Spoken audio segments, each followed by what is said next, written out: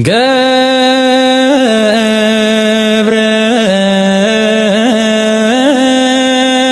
መንፈስ ቅዱስ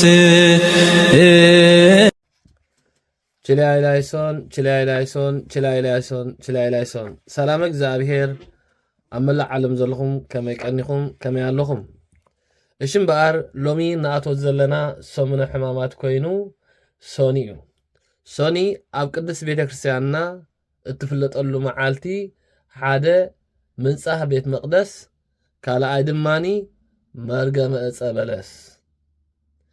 ምንጻህ ቤት መቅደስ ክብል እንከሎ ከመይ ማለት እዩ እንተዳኢልና ጎይታናን መድሓኒናን ኢየሱስ ክርስቶስ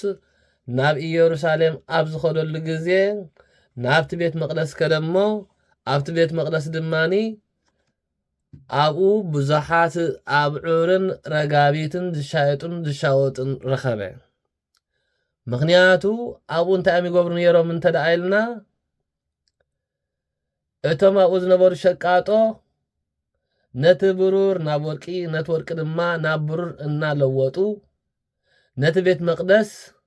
ናይ ዕዳጋ ገይሮሞ ብምጽንሑ እዩ ሽዑ ጎይታናን መድሓኒናን ኢየሱስ ክርስቶስ እምበኣር ነቶም ኣብኡ ዝነበሩ ኩሎም ሰናድቆም ገልቢጡ ድማ ኣውፅኦም ነዚ ኸውፅእ እንከሎ ነተን ረጋቢት ከይተረፈውን እቲ ዝመቐመጥየን እቲ ምዐድ እቲ ናተን ሳጹን ገልበጦ ንዐን ግና ኣይሃረመንን ምክንያቱ እተን ረጋቢት እቲአን ብበትሪ ተዘቢጠን ክፀውርኦ ስለ ዘይከኣላ ምመታ ነይረን ኣይሁዳውያንን በዚ ተመስሪቶም ንሕናን ጎይታናን መድሓኒናን ኢየሱስ ክርስቶስ ዝቐተልናዮ ጥሪትና ስለ ዝቐተለልና እዩ ንኸይብል ድማ ነተን ኣዕዋፍ ረጋቢት እውን ኣይሃረመንን ስለዚ ጎይታናን መድሓኒናን ኢየሱስ ክርስቶስ ናብቲ ቤት መቅደስ ኣብ ዝኣተወሉ ግዜ ኣብኡ ዝነበሩ ኣብቲ እዋንቲ ዝነበሩ ሊቃውንቲ ፈሪሳውያን እንታይ ይብሎሞ እዚ ንስኻ ትገብሮ ዘለኻስ መንኻ ካብ ምድራዊ ነገስታት ዘይኮንካ ከምኡ ድማ ወይ ከዓ ካብ ሎላውያን ካህናት ዘይኮንካስ መንኻ ብናይ መን ስልጣን ትገብር ኣለኻ እንታይ ተኣምር ከተርእየና ትኽእል ኢሎሞ መቸም ኣይሁዳውያን ኩሉ ግዜ ተኣምር ክርእዩ ጥራዮም ዝደል ነይሮም ስለዚ ጎይታናን መድሓኒናን ኢየሱስ ክርስቶስ እንታይ ኢልዎም ነዚ ህንፃ እዚ ኣፍርስዎ ኣነ ድማ ኣብ 3 መዓልቲ ክሃንጾ ኢልዎም ዋ 46 ዓመት ዝሃነጽናዮ ህንፃ ብኸመይ ኢኻ ኣብ 3 መዓልቲ ክትሃንጾ ብምባል ተዛረቡ ንሱ ዝዛረቦ ዝነበረ ብዛዕባ ነፍሲ ይዛረብ ነይሩ ምክንያቱ እንታይ እዩ ዝሎም ዘሎ ኣብ 46 መጽሓፍቲ ኦሪት ብዛዕባ እዩ ዝተዘርበ ንምባል እዩ ነይሩ ስለዚ ከመይ ገሩ ይኸውን ንሕና 46 ዓመት ንምስራሕ ዝኣትናሉ ነዚ ከኣቱ ከለዉ ከመይ እንገሮም ተዳኢልና ኣቦታቶም ፈሪሳውያን ኣቦታቶም ፋርስ እንታይ እዮም ነይሮም ኣብ ግዝኣት ስለ ዝነበሩ ኣቦታትና ቤት መቅደስ ስለ ዘይሰርሑ እዮም እዚ ነገር እዚ ኣጋጢምዎም እሞ ንሕና ቤት መቅደስ ንስራሕ በሉ ቤት መቅደስ ካብዚ ቦታ እዚ እንተዳውፂና እግዚአብሔር ፍቃዱ ኮይኑ ካብዚ ተገዚእናዮ ዘለና ብሰላም እንተዳወፂና ቤት መቅደስ ኣምላክ ክንሰርሕ ኢና ኢሎም እስኪ እግዚአብሔር ኣምላክ ድማኒ ኣውፅኦም ነዚ 46 ንምህናፅ ወሲዱሎም ንብል እስኪ ኣነ ንስኻትኩም በዚ ንዘራረብ 46 ንሳቶም ናብ እግዚአብሔሮም ጸልዮም እግዚአብሔር ካብዚ ቦታ እዚ እንተዳውፂኻና ቤት መቅደስ ክንሰርሕ ኢና ኢሎም ሎሙ ንሕና ክንደዮነቲና ኣብ ጸገምና ኣብ ሽግርና እግዚአብሔር ኣምላኽ ካብዛ ቦታ እዚ አንተ ውጽኻኒ እግዚአብሔር ኣምላኽ እዚ እንተ ደኣ ዝጌርካለይ እግዚአብሔር ኣምላኽ ከምዚ እንተ ደኣ ጌርካለይ ከምዚ ክገብር እየ ኣነ ንዓኻ ክግዛእ ነፍሰይ ንዓኻ ክትከውን እያ እናበልና ንኣትዎ ዝነበርና መብፅዓ ክንደዮነትና ተግቢርና ዮ ዶ ንኸውን ንሶም እምበኣር እቲ ኣቦታቶም ዘይረኸብዎ ቤት መቅደስ ብምስራሕ ንእግዚአብሔር ኣምላኽ ዘገልግሉሉ ቤት መቅደስ ንምስራሕ ተዋዓሉ ንዑ ንምስራሕ ድማ 46 ዓመት ወሰደሉ ስለዚ ንሕና እውን ትማሊ ኣብ ሽግርና ካብ ባሕሪ ካብ ሰሃራ ክንወፅእ ከለና ንእግዚአብሔር ኣምላኽ እንታይ ኢና ኢልና ኣብቲ ማእከል ማዕበል ንእግዚአብሔር ኣምላኽ ነዚ ካብዛ ቦታ እዚኣ እንተ ዳውፂኻኒ ነፍሰይ ንዓኻ ክግዛእ እዩ ኩሉ ግዜ ውዕለትካ ክነግር እየ ብዛዕባኻ ክሓስብ እየ ንብል ነርና ሎሚ ኣለና ዶ የለናን ንነፍስና ንፈትሽ ስለዚ ብምንፃህ ቤት መቅደስ ክንዝክር ከለና ንነፍስና ክንዝክር ኣለና ማለት እዩ ከም ካልኣይ እንሪኦ ኣብዚ ዕለት እዚ ምርጋም ኦምበለስ ይብል ርግመተ ኦምበለስ ይብል ጎይታናን መድሓኒናን ኢየሱስ ክርስቶስ ጎይታናን መድሓኒናን ኢየሱስ ክርስቶስ ኣብ ኢየሩሳሌም ኣብ ግዜ ሆሳዕና ፀኒሑ ምስ ወፀ ናብ ሓንቲ ከተማ ከደ ይብል ናብታ ከተማ እቲኣ ክኸይድ እንከሎ ድማ ጠመየ ይብል ኣብዚ ሰዓት እዚ ጎይታናን መድሓኒናን ኢየሱስ ክርስቶስ ንሓንቲ ኦምበለስ ብማዕዶ ረኣያ ስለዚ ጠምዩ ስለዝነበረ ገለ ፍረ እንተረኸብ ኩላ ኢሉ ናብኣ ከደ ይብል እንተኾነ ግና ነታ በለስ እቲኣ እንተጠመታ ቆፅሊ እምበር ፍረ ኣይፀንሐታን ሽዑ ጠምዩ ስለዝነበረ እግዚአብሔር ወልድ ኢየሱስ ክርስቶስ እንታይ ኢሉ ካባኺ ፍረ ኣይረኸብ ኢሉ ድማ ረገማ እወ ትማሊ ነታ በለስ ብመልክዕ በለስ ገይሩ ክዛረበና እንከሎ ግና እንታይ ማለት እዩ ጎይታናን መድሓኒናን ኢየሱስ ክርስቶስ ናብ ኢየሩሳሌም ኣብ ኢየሩሳሌም ናብ ዝነበሩ እስራኤላውያን ከደ እስራኤላውያን ድማኒ ኣብ ኣቶም ሓደ ጻድቕ እንተረኸብኩ ኢሉ ብመምህርነት ናብቲ ቦታት ይከደ ይብል እንተኾነ ግና እዚ ሓደ ጻድቕን እንተኾነ ኣይረኸበን ሽዑ ድማ ረገሞም ካባኹም ጻድቕ ሰብ ኣይረኸብ በለ እግዚአብሔር ጠመየ ክብል እንከሎ እግዚአብሔር ኣምላኽ ሰብ ኣብ ዝኾነሉ ሰዓት ስጋ ሰብ ኣብ ዝተዋሃደሉ ግዜ ማለት እዩ እቲ ዘይፈልጥ ስጋ ብምውሃዱ ንኸፍልጥ ገና እቲ እዋኑ እዋን ክረምቲ ነሩ እዋን ፍርያት በለስ ኣይነበረን ነገር ግና ገለ ፍረ ዘለዎም እንተተረኽቡ ኢሉ ከደ ካልኣይ ምሳሌ ክሪኦም ከለና ጎይታናን መድሓኒናን ኢየሱስ ክርስቶስ ናብቶም ሕጊ ንኽተል ኢና ዝብሉ እስራኤላውያን ከደ ጎይታናን መድሓኒናን ኢየሱስ ክርስቶስ ሰብ ኣብ ዝኾነሉ ግዜ ፍቅሪ ሰብ ጠመየ ክንብል ከለና ዝብላዕ ኣይኮነን ጠምዩ ፍቅሪ እዩ ጠምዩ ፍቅሪ ሰብ ጠመየ ናብ እስራኤላውያን ድማ ከደ ንሳቶም ናይ ሕጊ ክኢላታትን ፈላጣትን ነበሩ እሞ እንተኾነ ግና ናብኦም እንተኸደስ ወላ ሓደ ግብሪ ጽድቂ ዝገብር ኣይተረኽበን ኣስተውዕሉ እቲ ቆፅሊ ተባሂሉ ዘሎ እምበኣር እንታይ እንተዳኢልና ሃይማኖት ምግባር እዩ ስለዚ ኦምበለስ ተባሂሉ ዘሎ ድማ እቲ እስራኤላውያን ክንብል ከለና ኣብኦም ከደሞ ሕጊ ደኣ ይብሉ እምበር ንሕጊ ዘይኽተሉ ግብሪ ብመንገዲ ቅንዕና ዘይከዱ ሰባት ኮይኖም ረኸቦም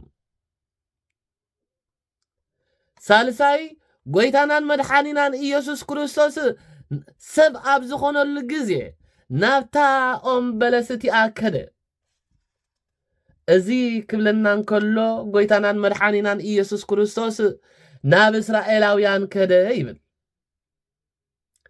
ሰብ ኮይኑ ፍቅሪ ሰብ ኣብ ዝጠምኣሉ ግዜ እንተኾነ ግና ኣብቲ ቦታቲ ብምኻድ ጎይታናን መድሓኒናን ኢየሱስ ክርስቶስ ኣብ ምድሪ እናተመላለሰ ከሎ ምስ ብዙሓት ሕሙማትን ሓንካሳትን ዕውራትን ዘመውትን ኣብኦም ብምኻድ ንሓኪም ሕሙማትዮም ዘድልዮም ብምባል ነቶም ዝሓመሙ እናፈወሰ እቶም ዝርእዎ ዝነበሩ ግና እዚ ሓጢኡ ምስ ሓጢአተኛታት ይውዕል ኣሎ በሉ ስለዚ ንሶም ሓጢአተኛ እንተበልዎ ግና ሓጢአት ዘይብሉ ስለዚ ድማ እዩ ናብ እስራኤል ከደ ክብል ከሎ ኣብኡ ሓጢአት ነጊሳ ነበረት ኣብቲ ህዝቢ እስራኤል ዝነበሩሉ ቦታ ንእግዚአብሔር ዘየምልኹ ሓጢአት ኣብኡ ነጊሱ ነበረ ስለዚ እቲ ሓጢአት ዘይብሉ ድማ ናብኡ ከደ ሽዑ ነታ بأنصار بلس رجما رحاتيات كم زبحال نحاتيات دما كاباخي قبرز قبر قبرز اللو السبس لذي سعاني دقيم كاباخي بأخذ ودق أيهلونيو بمبالة نحاتيات رجما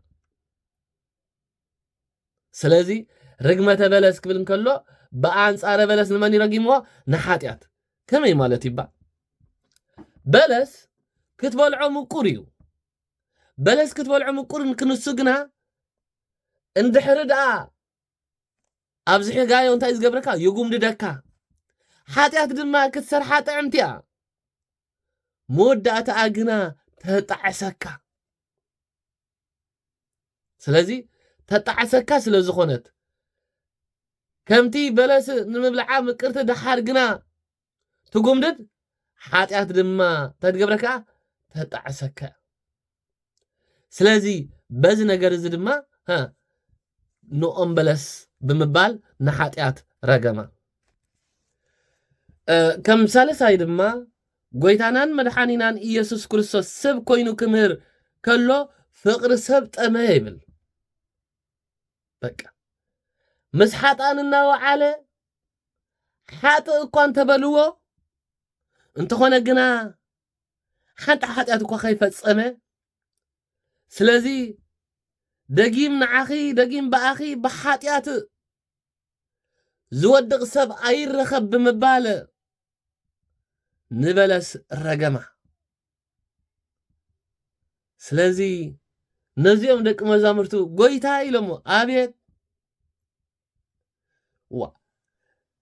بكا تقريمهم إذا أمبلسي كما يقراد أشعو نشعو كتودك كالت كما يقراد أشعو نشعو كتنقص كالت بولو بحق بلوكم هاللخو امنت انت داهالكم سي امود ما انت زي تطراتيركم اذا بلس كم زخونت اسخاتكم دما كالق تقبروا تخلهم نزا بلس زي من قاص طراي زي كونه نحاتياتنا مصراق طراي زي كونه انت دا امينكم بصلات زلمنكم كل ነገር كم زخون انت دا امينكم هو نزم با تلعل تلعلكم مخلع عليلو سلازي ابز زرينا دما انت اي انت دايلنا بامنت انغبر النجر حاتياتنا تامينا ناب እግዚአብሔር لمينا بامنت مسنصلي بامنت مسنقربا نحاتياتنا يكونن ካልኡን ክንገብር ስልጣን አለና ከምቲ ማቴዎስ ወንጌል ምዕራፍ 21 ዝበሎ እንታይ ገሩ እቲ ዓፍ ዘብሎ ዝነበረ መንእሰይ እቲ ጋኒን ዝሓደሮ መንእሰይ ሐዋርያት ከውጽኦ ይከኣሉን ጎይታ ግና መጸ ሽዑ እቲ አቦቱ ውላድ ድማ እንታይ ነው ጎይታይ ንደቅ መዛሙርትኻ ነዚ ሕሙም እዚ ከሕውይዎ ለሚነዮም እንተኾነ ግና ይተኻኣሎምን ኢሎ ሽዑ ጎይታ ድማ እዚ ዓይነት ጋኒን እዚ እዚ ዓይነት ሕማም እዚ ብዘይ ጾምን ጸሎትና ይወጽን ኢሎም ስለዚ ሓወይ ሓፍተይ ኩላትና ድማ በዚ ኣብሶምን ዘርኤና ዘሎ እምበኣር ኣነ ንስኻትኩምን ብእምነትና ብእግዚአብሔር ኣምላኽ ብምቕራብና ብጾምን ጸሎትን ተጸሚድና እንገብሮ ዓቢ ናይ መድሃኒት ጾምን ጸሎትን ናይ ስጋና ናይ ነፍስን መድሃኒት ከም ዝኾነ ሎሙ ድማ ንሓጢያት በዚ ምኽንያት ክንጸርጋ ከም ንኽእል ዝምህረና ዘሎ ንሓጢያት ከም ዝገርና ካባና ከነባርራ ከም ንኽእል ዝነግረና ዘሎ እሞ እዚ ሰሙን እዚ እምበኣር ናይ ሶኒ እንታይ ዝበሃል ምንጻሕ ቤት መቕደስ ካልኣይ ከዓ ምርጋም ኦምበለስ ርግመት ኦምበለስ እናተባህለ ይጽዋዕ ዝመሃረናን ዝገሰጸናን ልዑል እግዚአብሔር አምላኽ ይኽበር ይመስገን ስብሐት ለእግዚአብሔር ወለወላዲቱ ድንግል ወለመስቀሉ ክቡር አሜን